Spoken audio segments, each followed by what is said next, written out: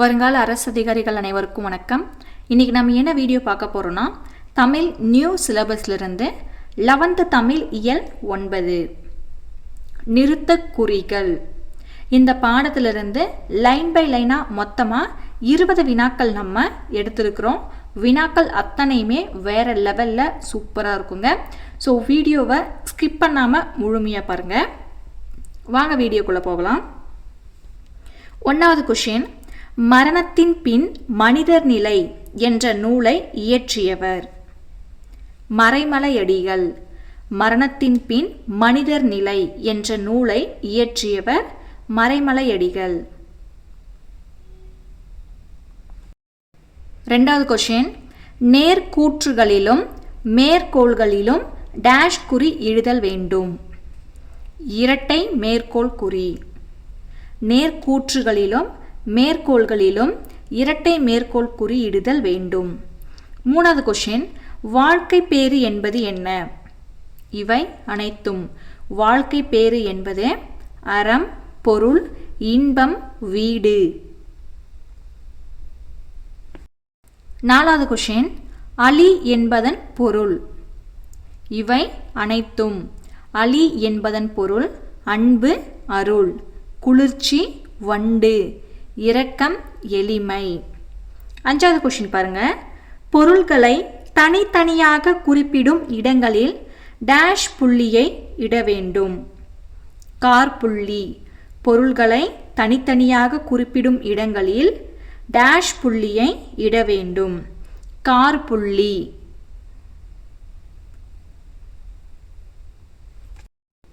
6வது கொஸ்டின் பாருங்க. நிறுத்தக் குறிகளை நமக்கு அறிமுகம் செய்தவர்கள். இது ரொம்ப இம்பார்ட்டன்ட் கொஷின். ஸோ தெரிஞ்சு வச்சுக்கோங்க. ஐரோப்பியர்கள். நிறுத்தற் குறிகளை நமக்கு அறிமுகம் செய்தவர்கள் ஐரோப்பியர்கள்.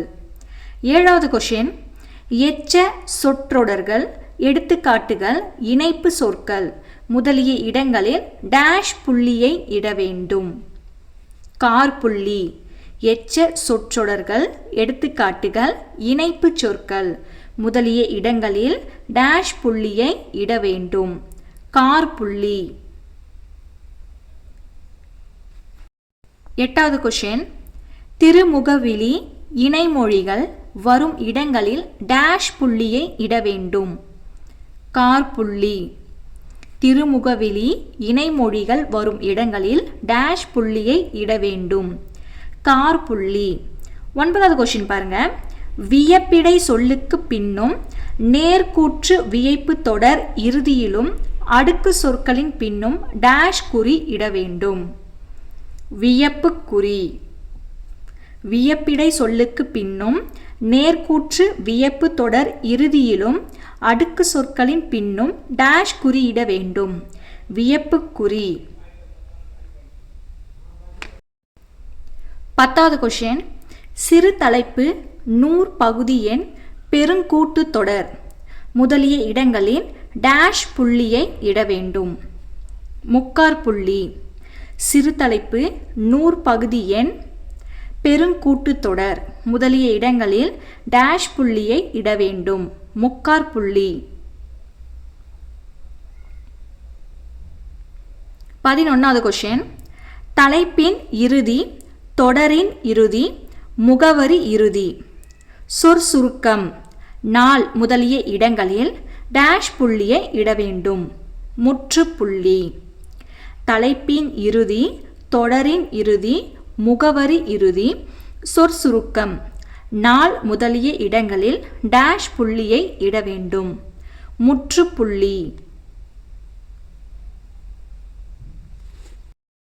12வது கொஸ்டின் பாருங்க. ஒரு வினா தொடர் முற்று தொடராகவும் நேர்கூற்று தொடராகவும் இருப்பின் இறுதியில் டேஷ் குறி இட வேண்டும். வினா குறி. ஒரு வினா தொடர் முற்று தொடராகவும் நேர்கூற்று தொடராகவும் இருப்பின் இறுதியில் டேஷ் குறி இட வேண்டும். வினா குறி. 13வது கொஸ்டின் பாருங்க. அண்மையில் உள்ளவரை அழைப்பதற்கும் தொலைவில் உள்ளவரை அழைப்பதற்கும் டேஷ் குறி இட வேண்டும். விழிக்குறி. அண்மையில் உள்ளவரை அழைப்பதற்கும் தொலைவில் உள்ளவரை அழைப்பதற்கும் டேஷ் குறி இட வேண்டும். விழிக்குறி. 14வது கொஸ்டின். மேற்கோள் குறி எத்தனை வகைப்படும்? 2. மேற்கோள் குறி எத்தனை வகைப்படும்? 2 வகைப்படும். அவை 1. ஒற்றை மேற்கோள் குறி. 2. இரட்டை மேற்கோள் குறி. 15வது கொஸ்டின் பாருங்க. தொடர்நிலை தொடர்களிலும் ஒரு சொல்லுக்கு வேறுபட்ட பொருள் தரும் இடங்களிலும் டேஷ் புள்ளியை இட வேண்டும். அரை புள்ளி.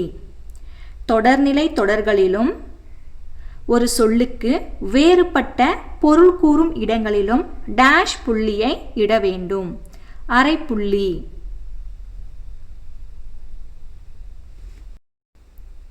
16வது கொஸ்டின். ஓர் எழுத்தேனும் சொல்லேனும் சொற்றொடரேனும் தன்னையே குறிக்கும் இடம், கட்டுரை பெயர், நூற்பெயர் குறிக்கும் இடம் முதலிய இடங்களில் டேஷ் குறி இட வேண்டும். ஒற்றை மேற்கோள் குறி.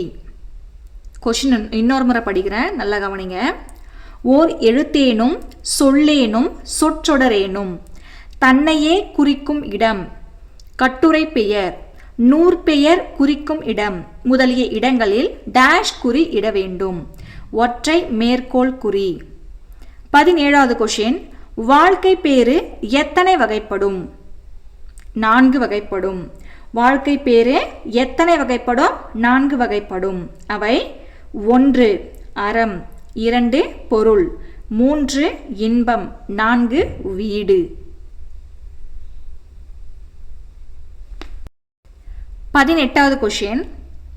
அலி என்பதன் பொருள்களில் தவறான சொல் எது? தெளிவு, பண்பு. அலி என்பதன் பொருள்களில் தவறான சொல் தெளிவும் பண்பும். 19வது கொஸ்டின். சரியான கூற்றை தேர்வு செய்க. கூற்று 1 பாருங்க. திருமுகவிலி இணைமொழிகள் வரும் இடங்களில் காற்புள்ளி இட வேண்டும். கூற்று 2 பாருங்க. மேற்கோள் குறி 2 வகைப்படும். ஆன்சர் கூற்று 1 மற்றும் 2 சரி. கூற்று 1 பாருங்க. திருமுகவிலி இணைமொழிகள் வரும் இடங்களில் காற்புள்ளி இட வேண்டும் என்பது சரியான கூற்று. கூற்று 2 பாருங்க. மேற்கோள் குறி 2 வகைப்படும் என்பது சரியான கூற்று. அந்த 2 வகை 1 ஒற்றை மேற்கோள் குறி, 2 இரட்டை மேற்கோள் குறி. அப்போ மேற்கோள் குறி 2 வகைப்படும் என்பதும் சரியான கூற்று. அப்போ கூற்று 1 மற்றும் 2 சரி. 20வது கொஸ்டின். சரியான நிறுத்தக்குறியுடைய சொற்றொடரை கண்டுபிடிக்க. ஆன்சர் மலரவன் தன் பாட்டியிடம் ஒரு காற்புள்ளி. நான் படிக்கிறேன் இரட்டை மேற்கோள் குறி என்றான் முற்றுப்புள்ளி. இதுதான் சரியான பதில். மற்ற 3 தவறு. சரியான நிறுத்தக்குறியுடைய சொற்றொடரை கண்டுபிடிக்க. மலரவன் தன் பாட்டியிடம் நான் படிக்கிறேன் என்றான். அதாவது மலரவன் தன் பாட்டியிடம் கிட்ட ஒரு சின்ன காற்புள்ளி வரணும். நான் படிக்கிறேன் என்ற இடத்தில் இரட்டை மேற்கோள் குறி வர வேண்டும். என்றான் அப்படின்னா அந்த இடத்துல அந்த சொல் முற்று பெற்று விட்டது. அப்போ அங்கே முற்றுப்புள்ளி வரணும். தேங்க்ஸ் ஃபார் வாட்சிங். Subscribe to our channel.